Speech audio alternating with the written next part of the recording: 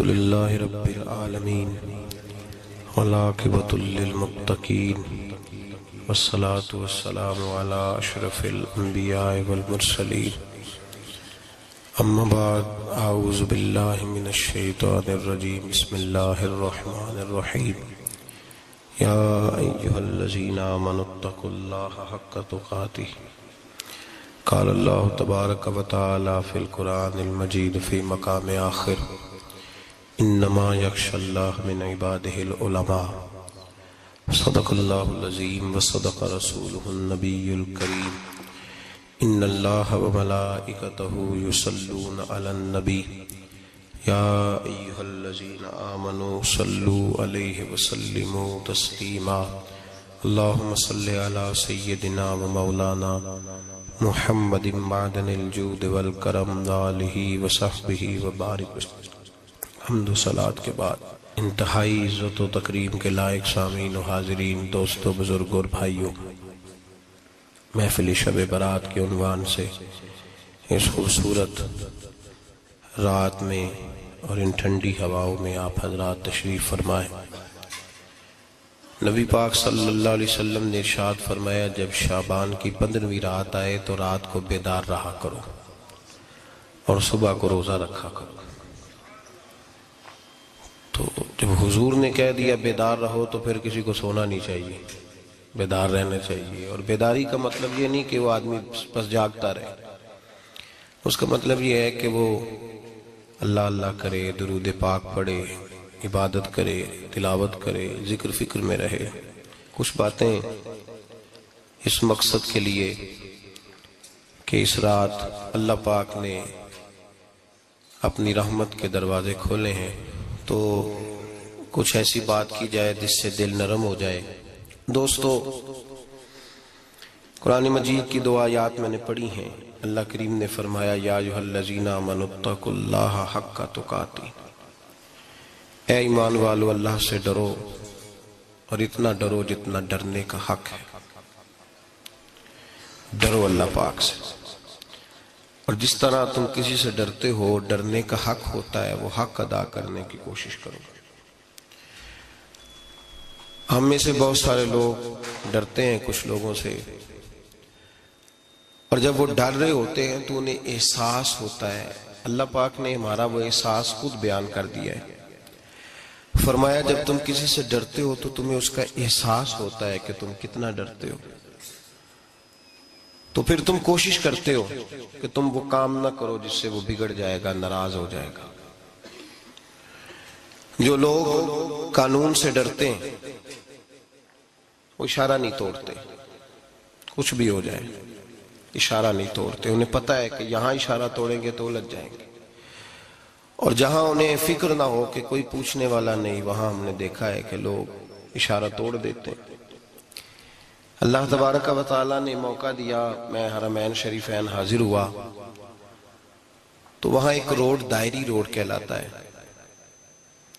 اس road سے پیدل چلنے والے نہیں گزر سکتے۔ وہ کہتے ہیں جی اس روڈ سے پیدل والا نہ گزرے، ان کے لیے علیحدہ جگہ ہے۔ قانون یہ ہے کہ اگر کوئی پیدل آدمی وہاں سے گزرے اور اس کا ایکسیڈنٹ ہو جائے تو وہ حکومت یہ کہتی ہے کہ یہ کیوں یہاں سے گزرا تھا، لہٰذا کوئی مقدمہ نہیں ہو سکتا۔ وہاں ہم نے دیکھا ہے کہ لوگ اس سڑک پہ پیر بھی نہیں رکھتے، کہتے ہیں مر گئے تو بنے گا کچھ نہیں۔ یہاں بھی بہت سارے ایسے معاملات ہوتے ہیں کہ جہاں انسان محسوس کرتا ہے کہ یہ بڑا میرے لیے نقصان ہو جائے گا، تو وہ ڈرتا ہے۔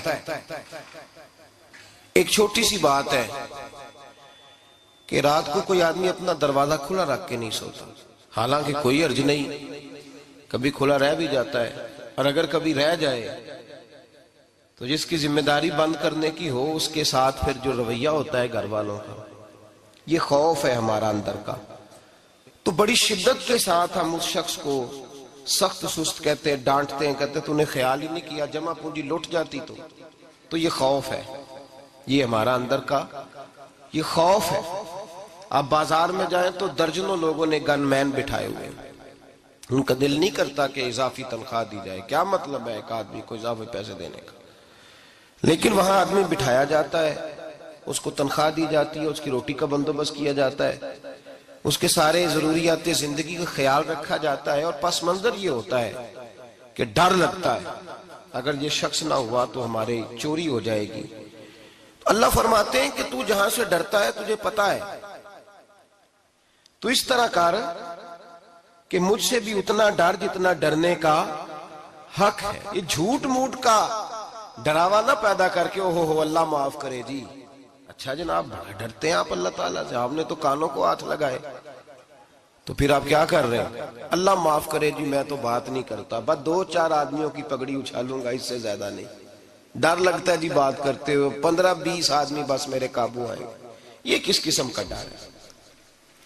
ڈرنے کا حکم دیا، اور میرے رسول کریم سید عالم صلی اللہ تعالی علیہ وآلہ وسلم نے ارشاد فرمایا کہ تو رب کریم سے دنیا میں ڈر جا جس طرح ڈرنے کا حق ہے۔ جب قیامت کا دن آئے گا تو اللہ تجھے ڈرائے گا نہیں بلکہ اپنی رحمت کی چھاؤں میں جنت میں داخل کر دے گا۔ یہاں ڈر، ایک جگہ تو اللہ نے فرمایا ڈرو، اور کچھ جگہوں پہ فرمایا کہ جو میرے علم والے بندے ہیں نا، جن کو میں نے علم دیا ہے، عالم ہیں، ان کے بارے میں فرمایا کہ ان کے دلوں میں میری خشیت ہے۔ انما یخشی اللہ من عبادہ العلماء، اللہ کے بندوں میں سے جو علم والے ہیں وہ اللہ کی خشیت رکھتے ہیں۔ قرآن نے ایک جگہ کہا ڈرو، خوف کا لفظ بھی استعمال کیا، وَلِمَنْ خَافَ مَقَامَ رَبِّهِ جَنَّتَانِ، خوف بھی ہے اور خشیت بھی ہے۔ ان دونوں کا معنی ایک ہی ہے، ڈرنا، خوف کا معنی بھی اور خشیت کا معنی بھی، ڈرنا۔ جب آپ علماء لغت کو پڑھیں گے، عربی ادب کو جاننے والے لوگوں کا مطالعہ کریں گے تو انہوں نے یہی لکھا ہے کہ ان دونوں کا معنی ڈرنا ہے۔ میری طرف دیکھیے، توجہ کریں، کچھ سمجھانے لگا ہوں، اس نقطے کو ضرور سمجھیے گا۔ خشیت کا معنی بھی ڈرنا ہے، خوف کا معنی بھی، لیکن جب صوفیاء کے پاس جائیں نا، صوفیاء جو قرآن و سنت کی روح کی تفسیر کرنے والے ہیں، تو وہ کہتے ہیں نہیں، خشیت اور خوف میں فرق ہے، خوف اور ہوتا ہے، خشیت صوفیاء اس کی تفسیر اور کرتے ہیں۔ وہ کہتے ہیں خوف بھی ہوتا ہے اور خشیت بھی ہوتی ہے، الگ الگ چیزیں ہیں، ایک نہیں۔ بڑی خوبصورت بات ہے، اگر آپ سمجھ گئے تو آپ کو فائدہ دے گی۔ صوفیاء یہ کہتے ہیں کہ بھائی خوف ہوتا ہے اپنے گناہوں کا، کہ میں نے یہ گناہ کیے ہیں، اگر اللہ نے مجھ سے پوچھا تو مجھے بڑا خوف آتا ہے، مار پڑے گی، یہ خوف ہے۔ پھر سمجھ لیں، ایک آدمی نے حرام کا مال کٹھا کیا ہے زندگی میں، معاذ اللہ اس نے بڑے پاپ کیے، گناہ کیے، شراب پی، بدکاری کی، معاذ اللہ تعالیٰ ثم معاذ اللہ۔ اب اسے ڈر لگ رہا ہے کہ اللہ تبارک و تعالیٰ نے پوچھا تو میں کیا جواب دوں گا، یہ خوف ہے۔ اور خشیت یہ ہے کہ ایک آدمی سارا دن نماز پڑھتا ہے، روزہ رکھتا ہے، عبادت کرتا ہے، اللہ کو یاد کرتا ہے، پھر بھی ڈرتا ہے، یہ خشیت ہے، یہ خشیت ہے۔ جو گناہوں سے ڈرے وہ خوف ہے، اور جو رب کی ناراضگی سے ڈرے وہ خشیت ہے۔ جو کہے یار میرا رب کہیں ناراض نہ ہو جائے، میرا رب کہیں مجھ سے، بڑی خوبصورت مثال دی۔ میں نے اپنے صاحب سے پوچھا کہ حضور یہ مسئلہ کیا ہے، تو فرمانے لگے ایک بادشاہ نے ایک غریب کی بیٹی اسے پسند آ گئی تھی، تو اس نے عزت کے ساتھ اس سے شادی کر لی، رشتہ بھیج کے وقار کے ساتھ۔ بیٹی کا باپ اپنی بیٹی کے مقدر پر رشک کرنے لگا کہ میری بیٹی کو بادشاہ نے پسند کیا ہے، بادشاہ کے شہزادے نے رشتہ بھیج دیا ہے۔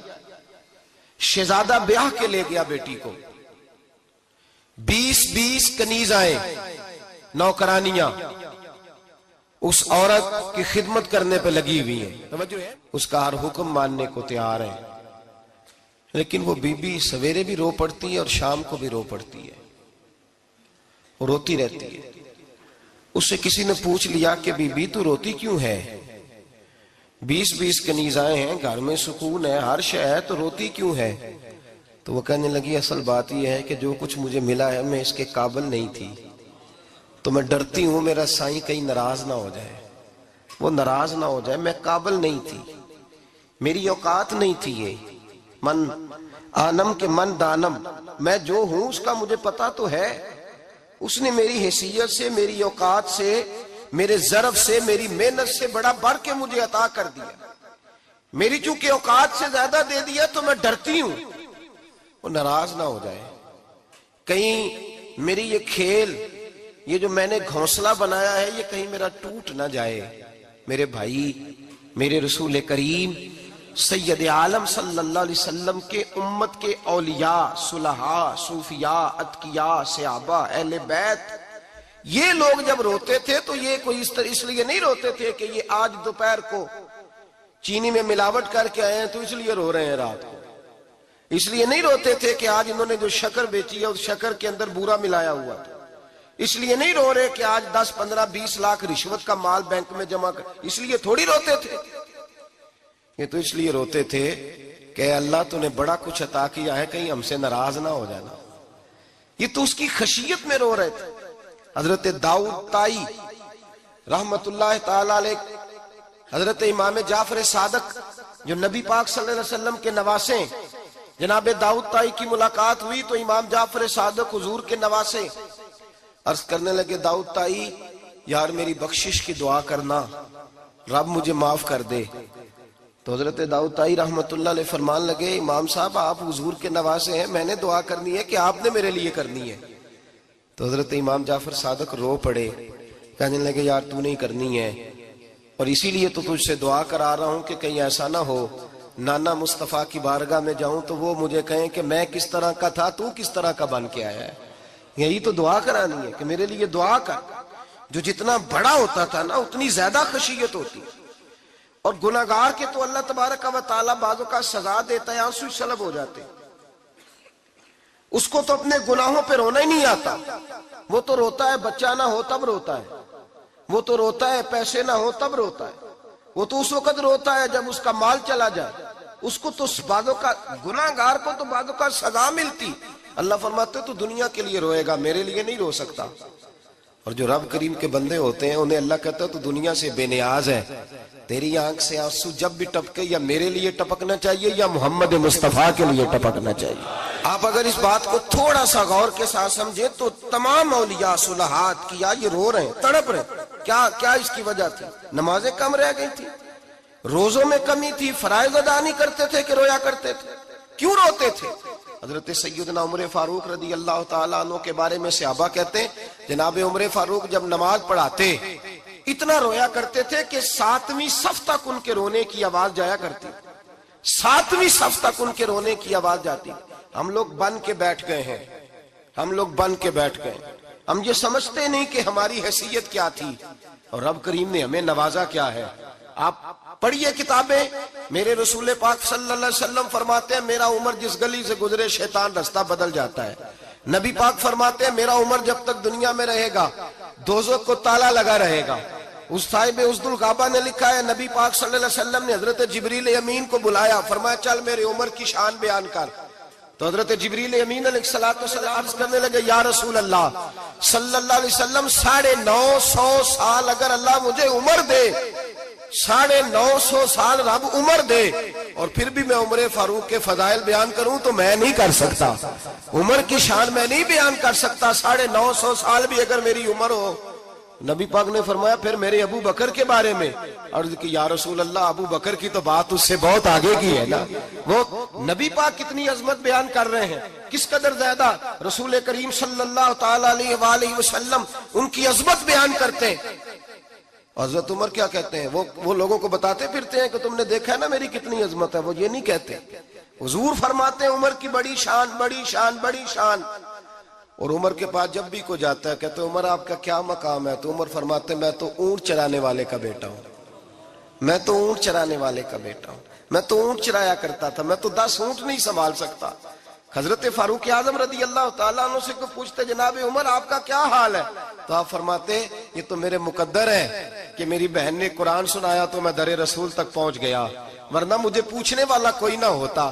کبھی جناب علی المرتضیٰ کا بازو پکڑ کے کہتے ہیں علی تو نہ ہوتا تو عمر ہلاک ہو جاتا، بھائی حضور شانے بیان کرتے ہیں. نبی پاک کہتے ہیں میرے ابو بکر نے احسانات کیے, بڑے احسانات کیے, میں نے سب کا بدلہ چکا دیا, ابو بکر کا نہیں چکایا. اللہ کی بارگاہ میں عرض کروں گا یا اللہ تو ہی اسے بدلے دے. اور جناب ابو بکر صدیق سے کوئی پوچھتا ہے ابو بکر آپ کا کیا حال ہے, تو ابو بکر صدیق فرماتے ہیں مجھ سے میرے اندر کا عالم نہ پوچھو, اگر قیامت کے دن اعلان ہوا نا کہ سارے لوگ بخشے گئے ایک باقی بچا ہے, تو مجھے ڈر لگتا ہے اکیلا ابو بکر ہی بچ جائے گا جو نہیں بخشا جائے گا, مجھے ڈر آتا ہے. او بھائی پن کے بیٹھ گئے لوگ, لوگوں کو پوچھ کر کے دیکھیں, کہتے ہیں کیا پاپ کیا ہے, کیا ہو گیا ہے. خشیت سے کانپتی ہوئی روحیں, تڑپتے ہوئے میرے رسول پاک کے غلام, اولیاء اللہ صوفیاء کرام کے رونگٹے کھڑے ہیں رب کریم کے خوف سے. جو جتنا مالک کو جانتا ہے اتنا کانپ رہا ہے, اتنا ڈر رہا ہے. جس کی آنکھوں سے آنسو خشک ہے, مطلب یہ ہے یہ رب کو جانتا ہی نہیں, اسے کیا خبر اس کا جلال کتنا ہے, اسے کیا خبر اس کا عذاب کتنا ہے, تو کیا جانے. ان بطش ربک لشدید, جب وہ پکڑتا ہے تو بڑا سخت پکڑتا ہے. حضرت عثمان غنی کو 3 دفعہ میرے نبی پاک نے فرمایا جنتی ہے, جنتی ہے. العثمان فی الجنہ, العثمان فی الجنہ, العثمان فی الجنہ, 3 دفعہ حضور نے جنت کی بشارت دی. میرے مصطفیٰ کریم نے فرمایا میرا عثمان گلی سے گزرے تو فرشتے بھی اس کی حیا کرتے ہیں. جناب عثمان غنی جن کو میرے نبی نے 2 بیٹیاں دے کے کہا عثمان میری 100 بیٹی بھی ہوتی, ایک کے بعد دوسری انتقال کرتی جاتی تو میں ساری تیرے نکاح میں دے دیتا. وہی حضرت عثمان غنی قبر پہ کھڑے ہیں حضور کے وصال کے بعد, ایک قبر پہ کھڑے, آنکھوں سے آنسو جاری ہے, داڑھی ساری آنسوؤں سے بھر گئی ہے, روتے ہی جاتے ہیں, روتے ہی جاتے ہیں. غلام کہتا عثمان یار رونا ہمیں چاہیے, رونا ہمیں چاہیے, جن کو کوئی بشارت نہیں اور آپ کو تو 3 بشارتیں, روتے کیوں ہو. جناب عثمان غنی فرمانے لگے جس مصطفیٰ نے مجھے جنت کی بشارت دی اسی رسول نے فرمایا تھا قبر آخرت کی منزلوں میں سے پہلی منزل ہے, آخرت کی منزلوں میں سے پہلی منزل. سوچتا ہوں اگر رب کریم نے عثمان سے حساب پوچھ لیا, حساب کیسے دینا ہے. میرے مصطفیٰ کریم نے, یہ تو بات ہے نا جناب عمر کی, یہ تو بات ہے حضرت عمر کی, حضرت ابو بکر کی, جناب عثمان غنی کی. اور جس شیر خدا کے بارے میں نبی پاک نے فرمایا علی منی وانا من علی, فرمایا علی اور میں 2 نہیں, میں علی ہوں اور علی میں ہے. جن کو فرمایا من کنت مولا ہوں وہذا علی مولا, جس کا میں مولا اس کا علی بھی, اس کا علی بھی. جس مولا علی شیر خدا کو یہ درجہ دیا, ولی المرتضی اٹھے ہیں, نماز کا وضو کیا ہے, مصلی کی جانب جانے لگے تو جناب علی کا وجود تھر تھر کانپنے لگا, تھر تھر, چھم چھم آنسو برسنے لگے. حضرت سیدنا امام حسن آگے بڑھے, ابا جی کیا ہوا. فرمایا حسن ڈر رہا ہوں, مالک کی بارگاہ میں جا رہا ہوں, کہیں رب علی کو دھتکار ہی نہ دے, کہیں مالک علی سے حساب ہی نہ پوچھ لے, کہیں اللہ تبارک و تعالیٰ ناراضگی کی نظر سے نہ دیکھے. او بھائی ہم لوگ اتنے دلیر, اتنے تگڑے, اتنے سیاہ, اتنے عقل مند, اتنے گناہوں کے پیچھے پہاڑ ہیں, لیکن مجال ہے کوئی ایک قطرہ وہ آنسو جو ہم نے سنبھال کے رکھے ہیں دنیا داری پہ بہانے کے لیے. کبھی اپنا حساب کر, کبھی سوچ. روز شکوہ کرتا ہے, کہتا ہے میرے پاس پیسے نہیں, گاڑی نہیں, کار نہیں, کوٹھی نہیں, سرمایہ نہیں.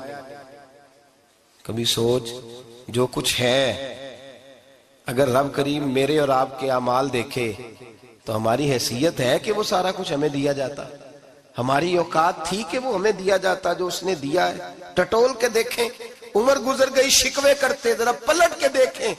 اگر ہمارے گناہ اور ہماری نیکیاں اکٹھی کی جائیں تو ہم جزا والے نہیں سزا والے نکلتے ہیں معاذ اللہ. محمود غزنوی بڑا پیار کرتے تھے ایاز کے ساتھ, بڑا پیار کرتے تھے, نوازا کرتے تھے. روز کوئی نہ کوئی تحفہ ملتا تھا ایاز کو.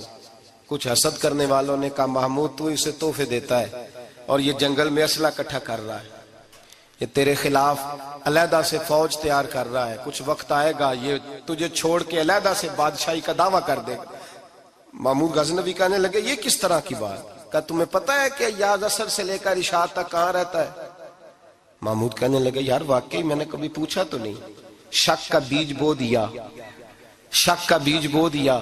محمود غزنوی کہنے لگے اچھا آج میں پیچھا کروں گا, تفتیش کروں گا, تحقیق کروں گا کہاں جاتا ہے. تحقیق کروں گا۔ محمود غزنوی نکلے پیچھا کرنے۔ عصر کے بعد ایاز نے جنگل کا رخ کیا، محمود بھی پیچھے پیچھے ہو لیے۔ کہتے ہیں جنگل کے بیچ جا کے ایک جھونپڑی آئی، اس جھونپڑی کے اندر ایاز گئے، دروازہ کھولا، اندر چلے گئے۔ مجھے بڑا غصہ تھا کہ ہر بات مجھے بتاتا ہے، یہ کیوں نہیں بتائی؟ جب ایاز اندر گئے تو میں نے زور زور سے دروازہ کھٹکھٹایا غصے کے ساتھ۔ ایاز نے دروازہ کھولا، باہر آئے، میں نے کہا پیچھے ہٹ۔ ایاز پیچھے ہٹے تو میں اندر چلا گیا۔ محمود کہتے ہیں جب میں اندر گیا تو میں نے اس جھونپڑی میں ایک پرانا کرتا لٹکا ہوا دیکھا، ایک ٹوٹے ہوئے جوتے پڑے ہوئے دیکھے، ایک چھوٹا سا ڈنڈا دیکھا، ایک مٹکا، ایک پیالہ دیکھا۔ میں نے ساری تلاشی لی تو چند ٹوٹی پھوٹی پرانی چیزیں۔ میں نے کہا ایاز یہ کیا ہے؟ تو کہتے ہیں ایاز کہنے لگا بادشاہ ٹٹول کے دیکھ لے، یہی کچھ ہے جو تو نے دیکھا۔ میں نے کہا یہ ہے کیا؟ کہتے ہیں ایاز پیروں میں بیٹھ گیا، تڑپ کے رونے لگا، کہنے لگا بادشاہ یہ میری اوقات ہے، یہ میری اوقات ہے، یہ میری اوقات ہے، یہ میری اوقات ہے۔ کہا کیا مطلب؟ کہنے لگا جس دن تیرے پاس آیا تھا نا تو یہ میری کائنات تھی کل، آج تیری مہربانیوں نے مجھے یہاں تک پہنچا دیا ہے۔ میں جو تیرا غدار نہیں نہ ہوتا، میں جو تیری نافرمانی نہیں کرتا، اس لیے نہیں کرتا کہ میں ہر شام آ کے اپنی اوقات یاد کرتا ہوں، اور پھر مجھے روز رات کو میرا نفس کہتا ہے اس کا وفادار رہنا، اس کا وفادار رہنا۔ تو اس حال میں تھا جب آیا تھا، اگر یہ بگڑ گیا تو پھر تجھے اپنی اوقات کا پتہ ہے نا۔ محمود غزنوی نے سینے سے لگایا، کہنے لگے آج تک تو بچا بھی اس لیے ہے کہ تو اپنی اوقات نہیں بھولا۔ ملا رومی کہتا ہے اپنی اوقات یاد رکھ، تو کیا تھا؟ تجھے ایک رات سونے نہ دے تو اپنی ٹانگوں پہ کھڑا نہیں ہو سکتا، تیری وہ آنکھ لے جائے تو کچھ نہیں کر سکتا، وہ تجھے معذور کر دے تو کچھ نہیں کر سکتا۔ 30 سال کے اونچے 7 فٹ قد کے جوان اس نے فالج زدہ کر کے ہسپتالوں میں ڈال دیے، وہ کچھ نہ کر سکے۔ بڑے بڑے پہلوان جو کہتے تھے کہ ہم اٹھے تو دنیا اٹھتی ہے، اس نے پھینک دیے من و مٹی کے نیچے، کچھ نہ کر سکے۔ اپنی حیثیت نہ بھول۔ میرے رسول کریم سید عالم صلی اللہ علیہ وسلم نے فرمایا 2 باتوں میں لوگ دھوکے میں ہیں، دھوکے میں ہیں، دھوکے میں ہیں، دھوکے میں۔ یا رسول اللہ کون سی؟ فرمایا جو صحت مند ہے وہ دھوکے میں ہے، وہ سمجھتا ہے میں کبھی بیمار ہی نہیں ہوں گا، مجھے روز اسی طرح نیند آئے گی جس طرح اب آتی ہے، میں روز اسی طرح اٹھوں گا جیسے اب اٹھتا ہوں، میں اتنا ہی لمبا چوڑا رہوں گا جس طرح آج ہوں، میرا حسن اسی طرح قائم رہے گا جیسے آج ہے۔ تو دھوکے میں ہے، دھوکے میں۔ بڑے بڑے آئے اور بڑے بڑے مٹی کا ڈھیر ہو گئے، فنا ہو گئے، کل من علیہ فان، فنا ہو گئے، کوئی پوچھنے والا نہ رہا۔ اور میرے رسول پاک نے فرمایا جو فارغ ہے، جن کو رب نے اپنی عبادت کے لیے فارغ کیا، اپنے دین کی نوکری کے لیے فارغ، وہ بھی دھوکے میں ہیں، وقت ضائع کر رہے ہیں، چوک اور چوراہے میں کھڑے ہیں۔ میرے بھائی جب اپنی حیثیت انسان بھولتا ہے، حیثیت بھولتا ہے پھر وہ شکوہ کرتا ہے، جب اپنی اوقات بھولتا ہے پھر شکوہ کرتا ہے، جب وہ بھول جاتا ہے کہ میں کیا تھا پھر وہ شکوہ کرتا ہے۔ حضرت سیدنا امام اعمش رحمت اللہ علیہ بازار میں کھڑے تھے تو بادشاہ کا بیٹا گزرا، اکڑ کے گزرا، آپ نے بازو پکڑ کے کھینچا، فرمایا جا کے اپنی ماں سے پوچھ اور اپنے باپ سے پوچھ تیری اوقات کیا ہے۔ اکڑ کے چلتا ہے، جا پوچھ ان سے تیری حیثیت کیا ہے۔ حضرت جناب سیدنا امام اعمش نے ڈانٹا تو واپس آیا، آگے کہنے لگا ابا وہ امام کیا کہتا تھا کہ میری اوقات کیا ہے، کیا اوقات ہے میری؟ تو باپ اور ماں دونوں گھورنے لگے، کہنے لگے بیٹے ہمارے پاس دولت بھی تھی، گھر بھی تھا، مکان بھی تھا، جائیدادیں بھی تھی، بادشاہت بھی تھی، پر ہم دنیا کے دروازوں سے بھیک مانگ مانگ کے تھک گئے تھے۔ عرش کا مالک ایک بیٹا عطا نہیں کرتا تھا، ایک بیٹی نہیں دیتا تھا، تڑپ گئے تھے، روتے تھے، سسکتے تھے۔ پھر وہی امام احمد جنہوں نے آج تجھے گلی میں کھڑا کیا ہے اس کے دروازے پہ جا کے بیٹھ گئے۔ ہم نے کہا رب ناراض ہو گیا، دعا کرو ہم سے راضی ہو جائے، چلو زیادہ نہیں ایک لال ہی ہمیں دے دے۔ کہ امام احمد دعائیں کیا کرتے تھے تو تب اللہ پاک نے تو ہمیں عطا کیا تھا۔ تیری او بھائی اپنی حیثیت کا تو تعین کر، تو بڑھ بڑھ کے باتیں کرتا ہے، تو بڑا کھل کھل کے بولتا ہے، اپنی حیثیت کا تو تعین کرنا، ذرا اندازہ تو کرنا کہ تو کون تھا، کہاں سے آیا ہے، تیری اوقات کیا ہے۔ یہاں لوگ ایک منٹ میں آگے نکل جاتے، پلٹ کے دیکھ تو صحیح۔ اور میرے بھائی جو بڑے لوگ تھے وہ تڑپا کرتے تھے۔ حضرت فضیل بن عیاض رحمت اللہ علیہ فرماتے ہیں بغداد میں بارش نہیں ہوتی تھی، قحط پڑ گیا، جانور پیاس سے مرنے لگے، جوان بچے بوڑھے نڈھال ہونے لگے۔ فرماتے ہیں میں بھی نکلا، سفیان ثوری بھی نکلے، اور بھی کئی صوفیاء میدان میں نکلے، دعائیں مانگی پر بارش نہیں ہوتی تھی۔ فرماتے ایک جھونپڑی سے ایک سفید بالوں والا اور گندمی رنگ والا ایک بوڑھا غلام نکلا جو کسی کا ملازم تھا، باہر آیا جھونپڑی سے، ہم اسے دیکھ رہے تھے، وہ ہمیں دیکھ نہیں رہا تھا۔ فرماتے ہیں اس کے چہرے پر عبادت کے نشان تھے، دور سے اس کا چہرہ دیکھتے لگتا تھا کوئی رب کریم کا بندہ ہے۔ فرماتے ہیں ہم اسے اللہ کا ولی جانتے تھے۔ اس نے دعا مانگی کہ تو لفظ پتہ کیا ہے دعا کے؟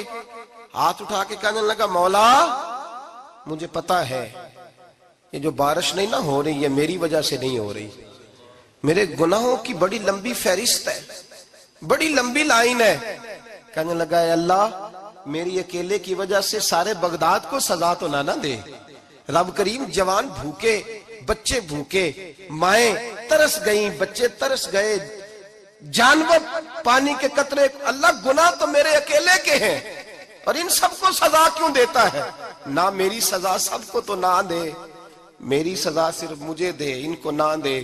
کہتے ہیں ابھی اس کے ہاتھ اٹھے ہوئے تھے، دعا بول رہا تھا، رب کریم نے فوراً بارش عطا فرما دی۔ فرماتے ہیں کھل کے بارش برسی۔ میں نے لوگوں سے پوچھا پتہ کرو کس کا غلام ہے، کہا فلاں آدمی کا۔ حضرت فضیل بن عیاض کہتے ہیں میں شام کو گھر چلا گیا، اس کے آقا سے بات کی، خرید لیا۔ میں جب اس کو خرید کے لایا گلی میں جا رہے تھے تو مجھے کھڑا کر کے کہنے لگا فضیل میں نکما سا آدمی ہوں، بال بھی سفید ہے، مجھ سے تو زیادہ کام ہی نہیں ہوتا، کیوں تو نے پیسے خرچ کیے؟ میں اس قابل ہی نہیں تھا، کیوں خریدا؟ تو حضرت فضیل ابن عیاض کہتے ہیں میں نے اس کو کہا کل جو تو نے دعا مانگی تھی تو نہیں دیکھ رہا تھا، ہم دیکھ رہے تھے، تو مقبول ہے رب کریم کی بارگاہ کا، تجھے اس لیے خرید کے لایا ہوں تو مقبول ہے۔ کہتے ہیں یہ لفظ سنے تو ٹھہر گئے، وہ کہنے لگے اچھا آقا مجھے 5 منٹ کا وقت ملے گا؟ میں نے کہا ہاں ہاں ضرور ملے گا۔ کہتے ہیں انہوں نے وہی نماز کی نیت باندھ لی، 2 رکعتیں پڑھی اور 2 رکعتیں پڑھ کے ہاتھ اٹھائے، کہنے لگے مولا تیرا اور میرا راز تھا، تو نے راز کیوں کھولا؟ اللہ مسترنا بستری کل جمیل، یا اللہ تیرے پاس پیارے پیارے پردے ہیں، ایک پردہ مجھے عطا کر دے، مجھے اپنا رکھ، مجھے لوگوں کے سامنے میرے پردے نہ کھول۔ آپ فرماتے ہیں یہ کہہ کہ وہ زمین پہ بیٹھے کلمہ شہادت پڑھا، ان کی روح پرواز کر گئی۔ میرے بھائی جو زیادہ پرہیزگار تھے، جو بڑے رب کریم کے بندے تھے، ان کے تو آنسو خشک ہی نہیں ہوتے، وہ تو تڑپا کرتے، صبح شامیں ان کی روح کے گزرتے تھے اور رب کریم کی ناراضگی سے ڈرتے تھے۔ وہ کہتے تھے مالک کہیں ناراض نہ ہو جائے، کہیں بگڑ نہ جائے۔ میرے رسول کریم صلی اللہ علیہ وسلم کے صحابی کہتے ہیں ایک جنگ سے خوشخبری آئی تو جو خوشخبری لانے والے تھے وہ حضرت عمر فاروق رضی اللہ تعالیٰ عنہ کے پاس پہنچے خوشخبری دینے۔ حضرت عمر رضی اللہ تعالیٰ عنہ کھڑے تھے، صحابی نے آ کے کہا عمر مبارک ہو۔ جناب عمر کچھ لوگوں سے گفتگو کر رہے تھے، بات چیت جاری تھی، کہا مبارک ہو فتح ہو گئی۔ حضرت عمر کہنے لگے ٹھہر تو جا، اس سے تو بات کر لینے دے جس سے کر رہا ہوں۔ جب کہنا ٹھہر تو جا تو جو پیچھے کھڑے تھے وہ شرمندہ ہو گئے، اتنی سی بات ہے نا، چودھری تو بندہ بنتا ہی تب ہے جب 5-10 کی ایک دن کے اندر بےزتی کر لے، پڑھا لکھا تو بنتا ہی تب ہے جو 10-15 کو جاہل کہہ لے، تو بڑا تو بنتا ہی تب ہے جو 5-6 کو نیچا دکھا لے۔ تو یہ ہماری ڈگریوں کا تو مزاج ہی بڑا مختلف ہے، ہم تو اعزاز والے ہوتے ہی تب ہیں جب کچھ چھوٹا ہوگا تو ہم بڑے ہوں گے نا، ہم تو چاہتے ہیں ہمیں کچھ چھوٹا ملے، کسی کو چھوٹا کر کے اس کے قد پہ سوار ہو کے بڑا ہونا چاہتے ہیں۔ اتنی سی بات تھی کہ ٹھہر جانا یار پہلے اس کی تو سن لینے دے۔ وہ شرمندہ ہو گئے صاحب، جب وہ شرمندہ ہوئے تو سیدنا فاروق اعظم دوڑے گئے۔ صحابہ کہتے ہیں گارا تھا، کیچڑ تھا، اس گارے میں سر رکھا، سجدہ کرنے لگے، اٹھے، کہنے لگے مولا اپنے عمر سے ناراض نہ ہو جانا، یہ کل تک اونٹ چرایا کرتا تھا، آج تیری مخلوق کو شرمندہ کرنے لگ گیا ہے، یہ اپنی حیثیت ہی بھول گیا، اسے خبر ہی نہیں کہ یہ کیا تھا۔ یہ آج تیری مخلوق کو شرمندہ کرتا ہے؟ اللہ اپنی عمر سے ناراض نہ ہو جانا۔ وہ شخص کہتے ہیں پیچھے آ کے کھڑا رو رہا ہوں۔ میں نے کہا عمر کیا کر رہے ہو؟ فرمایا نہیں یار، میں نے تجھے شرمندہ کیا ہے، یہ میں بھول گیا تھا کہ میں کیا ہوں۔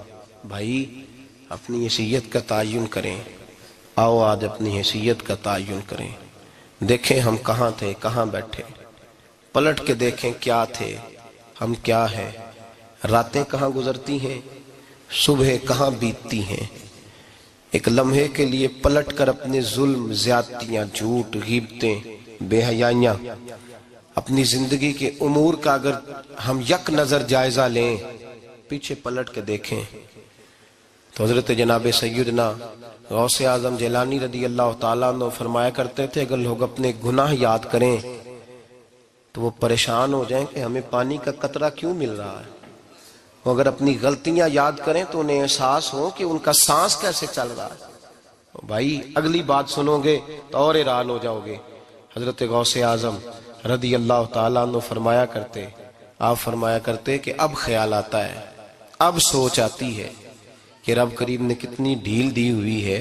ہم ہیں کہ سمجھتے ہیں یہ میری عقل مندی کا کمال ہے کہ مجھے سارا کچھ نافرمانی کے باوجود بھی مل رہا ہے۔ بھائی خشیت الہی پیدا کریں۔ جتنا بندہ بڑا ہوتا تھا اس کے دل میں خوف بھی اللہ کا وہ جانتا تھا۔ حضرت امام اعظم ابو حنیفہ بیٹھے تھے تو ایک بی بی فتویٰ پوچھنے آئی۔ بی بی روز خاوند سے مطالبہ تو کرتی ہے، فلاں چیز چاہیے، فلاں چیز چاہیے، اللہ کرے وہ یہ مطالبہ کرنے لگ جائے کوئی شے نہیں چاہیے، جو چاہیے حلال کا چاہیے۔ آمین تو کہہ دیں۔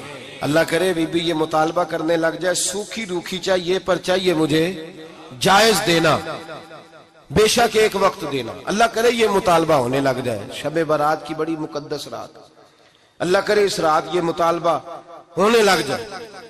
ایک بی بی آئی خاتون، چرخہ کاٹتی ہے، سوت بناتی ہے، حضرت امام صاحب سے مسئلہ پوچھنے آئی۔ کیا مسئلہ پوچھا اس نے؟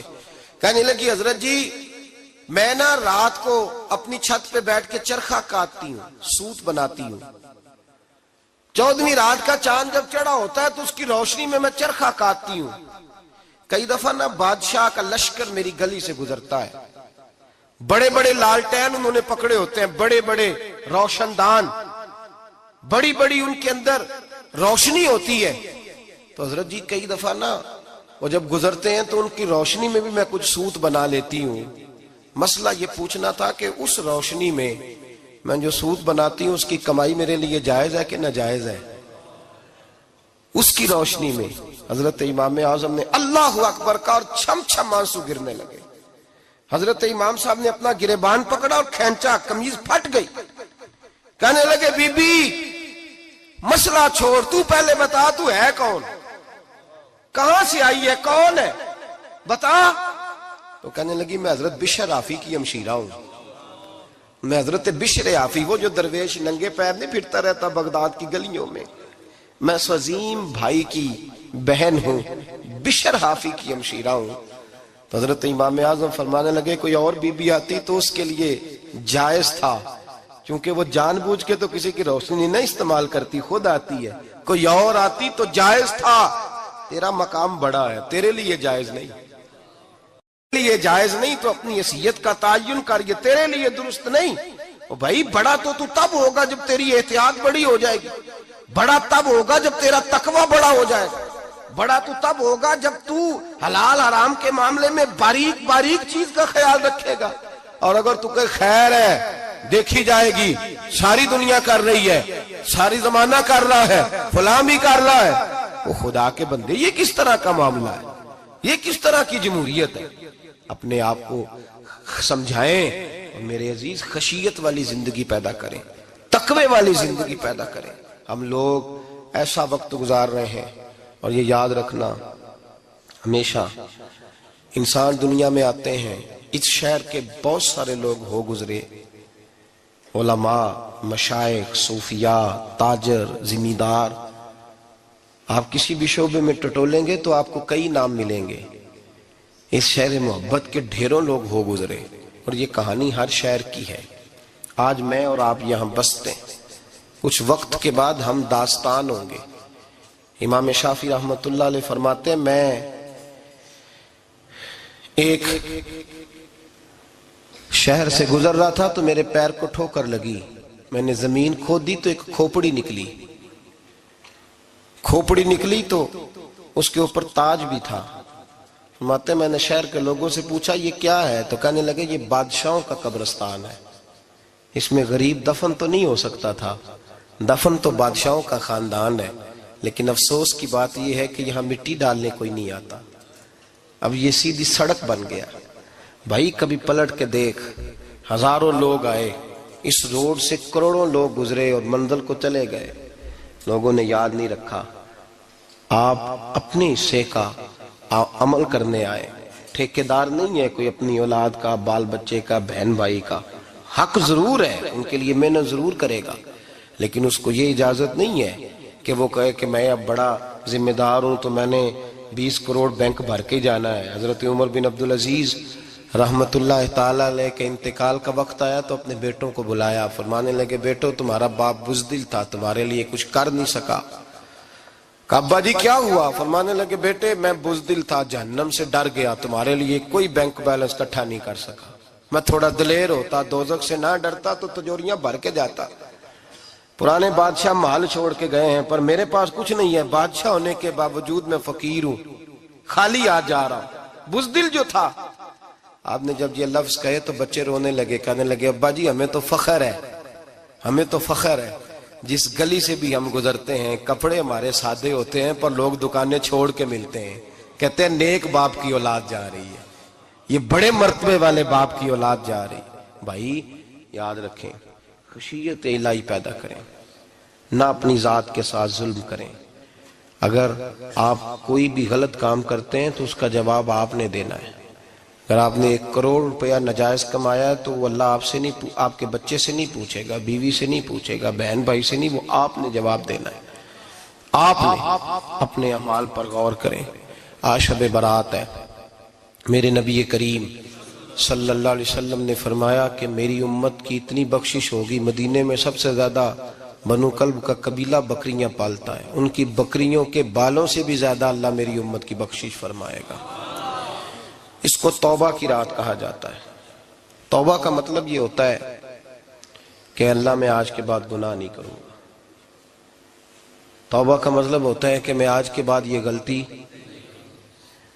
آپ کا ملازم کتنی بار غلطی کرے تو آپ رکھ لیتے ہیں، ایک دن میں 100 دفعہ کرے تو گنجائش ہے اس کو رکھنے کی؟ اللہ رکھ لیتا ہے، کہتا تو توبہ کر، ہے گنجائش؟ میرا خیال ہے جو 10 بار بھی کرے اس کے لیے بھی گنجائش ہے، اس کے لیے بھی گنجائش ہے۔ استاد باپ ہوتا ہے، بچے سے غلطی ہو جائے تو کہتا تجھے ارجانہ بھرنا پڑے گا۔ بچے لگے نہیں ہوتے اسکولوں میں، جرمانے لگے ہوتے ہیں، چھٹی کا لیدہ ہے، فلاں کام کا لیدہ ہے، حالانکہ باپ ہے۔ بھائی اللہ فرماتا ہے تو توبہ کر، اور توبہ یہ ہے کہ میں آج کے بعد یہ گناہ،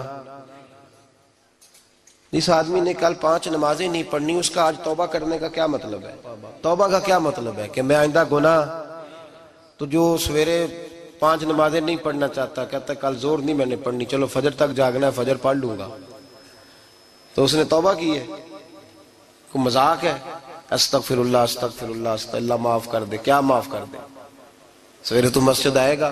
بھائی آپ کسی جگہ، ہم سادے لوگ ہیں، دیہاتی لوگ، یہ ہمارا دیہات کا ماحول ہے، بچے کو مارتے ہیں نا مدرسے والے کو، تو ہم کہتے ہیں دوبارہ کرے گا، تو کیا کہتا ہے اگوں، تو جی بچہ کبھی تسی تھپڑ دو مار لو میں سویرے پھر کرنا جی، تو اس کو معافی ملے گی؟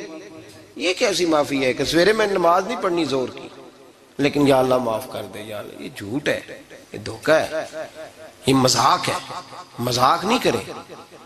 اور بندہ کوئی سیاںا ہو تو مذاق برداشت نہیں کرتا، اور معاذ اللہ استغفر اللہ، رب کریم کے ساتھ مذاق، یا اللہ میری توبہ، یا اللہ میری توبہ، یا اللہ مجھے معاف کر دے، یا اللہ معاف کر دے، اور سویرے جھوٹ پھر بولنا ہے اٹھتے ہی، تو یہ کیسی توبہ ہے؟ توبہ کا مطلب ہوتا ہے کہ میں توبہ کرتا ہوں آج کے بعد گناہ، تو توبہ کو سمجھے تو صحیح نا میرے بھائی، توبہ کو سمجھیں۔ تمام صحابہ، چونکہ شراب حرام نہیں تھی تو ہر آدمی پیا کرتا تھا، جب حرام ہو گئی تو پھر کسی نے منہ نہیں لگایا، توبہ ہو گئی تو پھر ہو گئی، پھر معاملہ ختم ہو گیا۔ پھر کبھی قریب حضرت مرثد بن ابی مرثد البغوی رضی اللہ تعالیٰ عنہ حضور کے صحابی ہیں. آپ فرماتے ہیں میرے اندر ایک غلطی تھی، میرا بہت ساری خواتین کے ساتھ دوستانہ تھا. نبی پاک کی بارگاہ میں جب میں گیا اسلام کی بائعت کی تو حضور نے فرمایا تیری نظر جھکی رہنی چاہیے، خبردار کسی عورت سے تیرا. کہتے ایک نصیحت نبی پاک نے کی.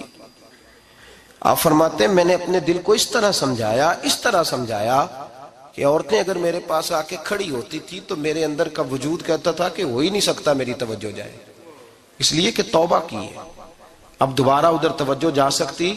میرے بھائی توبہ کو اس کے مفہوم کے ساتھ توبہ کریں، جھوٹ نہیں بولیں، گناہ نہیں کریں. میرے رسول کریم صلی اللہ علیہ وسلم نے فرمایا استغفار پڑھا کرو، میں دن میں 100 مرتبہ استغفار کرتا ہوں. حضور کہتے ہیں میں دن میں، حضور 100 دفعہ دن میں استغفار کرتے. امام حسن کے پاس ایک شخص آیا، کہا میرے پاس اولاد نہیں، فرمایا استغفار پڑھ. ایک پھر آ گیا، اس نے کہا حضور میرے پاس روزی نہیں، فرمایا استغفار پڑھ. ایک اور آیا، اس نے کہا حضور بیماری بڑی ہے گھر میں، فرمایا استغفار کر.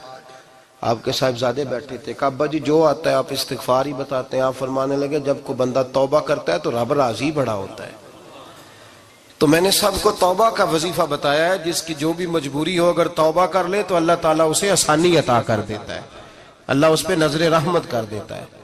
اپنے آپ کو تبدیل کریں، نماز کو اس کی حقیقت کے ساتھ پڑھا کریں، اس کی حقیقت کے ساتھ نماز کو پڑھیں. 5 وقت مسجد میں حاضری دیں، چھوڑ کے سارے کام چھوڑ کے، باقی سارا کچھ بعد میں. آپ کا رشتہ لوگوں کے ساتھ زندگی کا ہے، موت کا نہیں ہے. آپ خود دیکھ لیں جن کے بزرگ چلے گئے وہ ڈیلی جاتے ہیں قبرستان، کل بیٹھتا 2 گھنٹے جا کے، والد صاحب ہیں، دادا جی ہیں، نانا جی ہیں. دیکھا کبھی کسی کو صبح گیا ہو شام آیا ہو؟ یہی حال ہمارا ہوگا، بالکل کوئی نہیں جائے. اور پھر جب کوئی انتقال کر جاتا ہے نا تو کوئی یہ نہیں کہتا کہ ابا جی کو غسل دے لو، کہتے ہیں میت کو غسل دو. ماں آنکھوں کی ٹھنڈک ہوتی ہے لیکن کہتے ہیں لاش کو اٹھاؤ، جنازے کو اٹھاؤ. آپ کے رشتے ناطے ختم ہو گئے. اگر آپ ناراض نہ ہوں تو مجھے جنازے پڑھانے کا موقع ملتا ہے. 1-2 بات عرض کرتا ہوں، اس کے بعد ذکر کرتے ہیں، انشاءاللہ دعا ہوگی. جنازوں پہ جانے کا اتفاق ہوتا ہے تو میں جنازے سے محسوس کرتا ہوں بہت ساری چیزوں کو. میں دیکھتا ہوں کہ جنازہ ہونے کے باوجود لوگ یہ سمجھتے ہیں کہ یہ ہونا تھا کام، یہ ہو گیا. اور وہاں کیفیت یہ ہوتی ہے کہ صرف یہی جنازہ ہے، اسی نے فوت ہونا تھا، ہم تو بچے ہوئے ہیں. قرآن پاک سے محبت کرنا، قرآن پاک پڑھنے والوں سے پیار کرنا، قرآن کے مدارس کو آباد کرنا، یہ بڑا مشکل ہوتا جا رہا ہے. ہم ایک مدرسہ چلاتے ہیں، ہم محسوس کرتے ہیں کہ یہ بڑا کٹھن معاملہ ہے، بڑا کٹھن. ایک تو تنقید کی نظر بھی سب سے زیادہ اداروں کی طرف ہوتی ہے اور سب سے کم تعاون بھی اداروں کے ساتھ ہوتا ہے. مجبوری کے ساتھ ادارے وقت گزارتے ہیں. اپنا رجحان مدارس کی جانب کریں اور دین سیکھنے کی طرف رجحان کریں. قرآن مجید صحیح پڑھنا سیکھیں، قرآن مجید صحیح سمجھنا سیکھیں. اور پھر میرے بھائی جو آیات آپ کو ضروری ہیں، نماز جنازہ ہے، وضو ہے، غسل ہے، آپ کے روزمرہ کے معاملات ہیں، وہ کسی اچھی قاری سے، اہل سنت کے کسی شخص سے ان کی درستگی کرائیں، اپنے معاملات پہ غور کریں، یہ ان کوتاہیوں سے باہر آئیں، قرآن پاک سے محبت کریں اور دین داروں کے ساتھ جڑیں. ایک گزارش آپ سے اور کرنی ہے، اس کو بھی کھلے دل کے ساتھ سنیے گا، کھلے دل کے ساتھ. یہ شب برات کی رات ہے اور میں ذمہ داری کا مظاہرہ کرتے ہوئے بات کرنا ضروری سمجھتا ہوں. آپ کسی پیر صاحب سے ملیں، کسی آستانے پہ جائیں، یہ کچھ گزارشات ہیں، بات میری ختم ہو گئی وہ کر کے میں دعا کرنے لگا ہوں. تو شریعت اسلامیہ کا ضرور پاس اور لحاظ کریں. یہ دیکھیں جس صوفی کے پاس، درویش کے پاس، جس کو آپ پیر سمجھ رہے ہیں، اسے کوئی قرآن حدیث بھی آتا ہے، وہ کوئی سنت شریعت کا بھی پابند ہے. میری اپنی جماعت سے ہاتھ باندھ کے گزارش ہے، خدا را اب بس کر دے، بڑی تباہی ہو گئی اور لمبی چوڑی ہو گئی، تھک گئے ہم کہہ کے. لوگ سمجھتے نہیں اس چیز کو.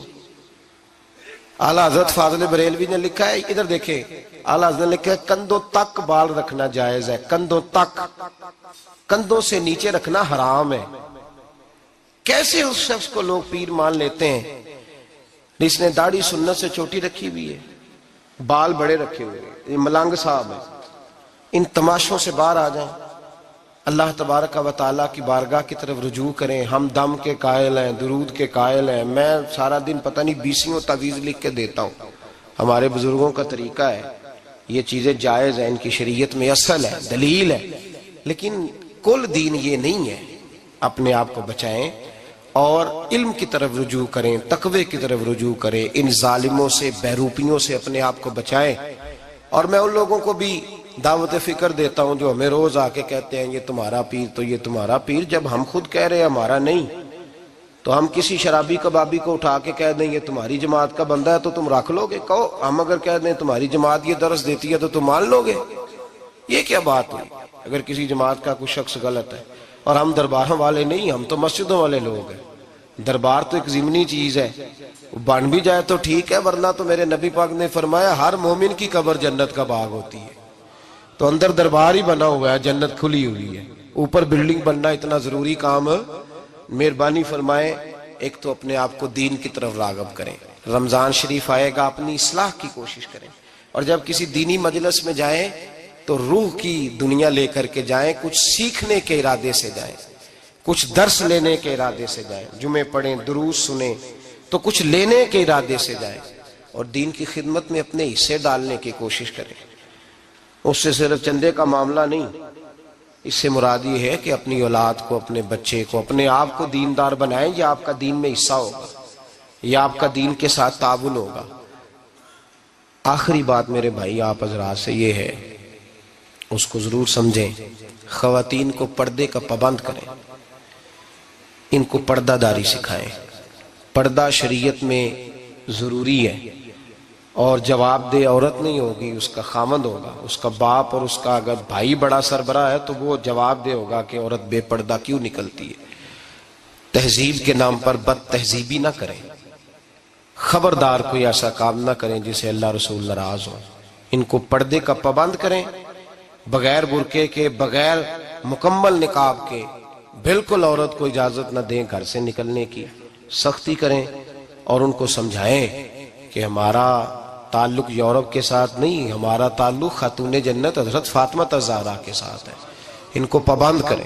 اور یہ میں ذمہ داری سے بات کہہ رہا ہوں، مرد ذمہ دار ہے اگر اس کی عورت با پردہ نہیں ہے، وہ ذمہ دار ہے، اور اللہ کی بارگاہ میں اس کی کوئی بات قابل قبول نہیں ہوگی۔ اور شب برات کی رات اتنے لوگ گواہ ہیں کہ یہ پیغام آپ کو پہنچایا گیا، آپ کو پہنچایا گیا، آسمان زمین اور ہوا گواہ ہے کہ ہمیں یہ بات پہنچائی گئی کہ ہمیں ان کو پردہ کرانا ہے۔ ذکر ہوگا، ذکر کیا ہے؟ ذکر ہے اللہ کو یاد کرنا۔